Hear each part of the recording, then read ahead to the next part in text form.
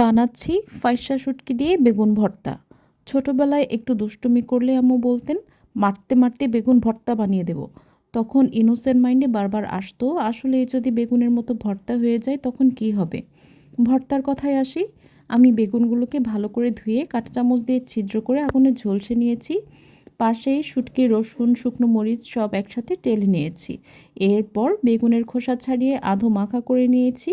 একটি হামানদিস্তায় শুকনো মরিচ, রসুন, লবণ, শুটকি দিয়ে ভালো করে থেতো করে নিয়েছি। অবশ্যই শুটকির মাঝের কাঁটাটা নিয়ে নিতে হবে। এরপর বেগুনগুলো দিয়ে সেটাও আমি ভালো করে পেষে নিয়েছি। হাতে মাখানোর চেয়ে হামানদিস্তায় করাটাকে আমার বেশি ইজি মনে হয়। পেঁয়াজটাকেও আমি সেম প্রসেসে থেতো করব যেন ভালো মতো ভর্তার সাথে মিশে যায়।